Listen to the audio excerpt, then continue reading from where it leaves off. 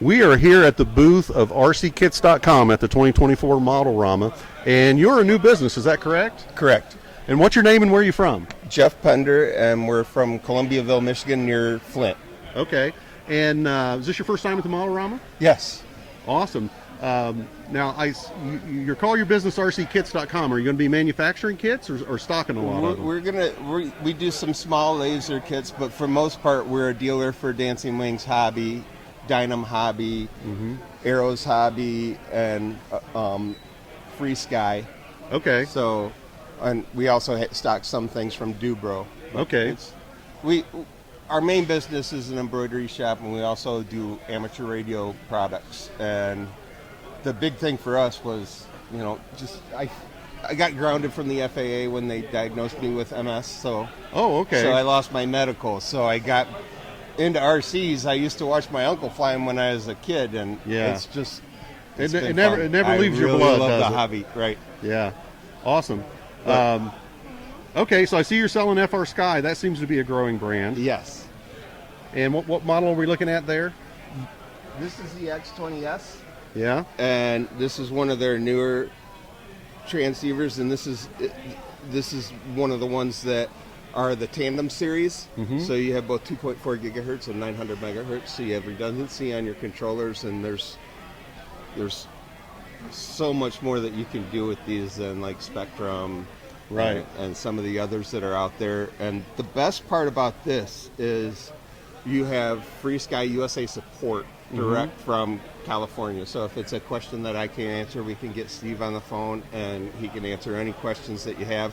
And plus, if you ever have any issues with any of these that you buy from us or Steve out in California, you have USA support. You pick up the phone, you call, and any questions you got, we can answer them right there. Now, it's interesting you use the word transceiver. So I say transceiver because you also get data coming back. You can get some telemetry data coming back. So do they have sensors available, like pitot tubes? Yes. And stuff like that? Yep. Pressure sensors. Let me grab some of the sensors I got here, if you don't mind. So you can have... Here's some of our pressure sensors. We have other modules back here on our, if you want to get this side of our pegboard when you turn around, but we have just about any kind of sensor that you can get: airspeed, barometric pressure, your voltage on your battery, the current draw that you're getting from your ESC if it's electric, or current draw off your battery if you're running gas or nitro. Will the transmitter give you alarms and yes, you can audios and stuff like that? Set that up for just anything you want. You can set it up for your slider down here for your volume control.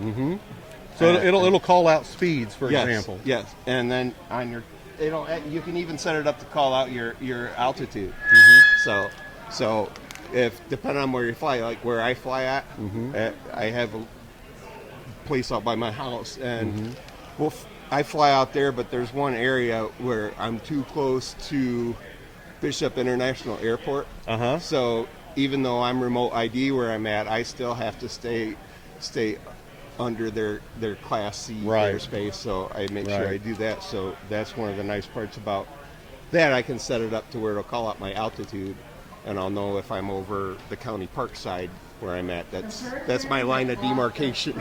So I can go high or low. So I fly professionally for a university, and we have some quite costly aircraft that we fly, and part of that system, we're getting speed reports, and like when it comes time to land the airplane, there's that perfect approach speed that you want to be at, and you're not guessing.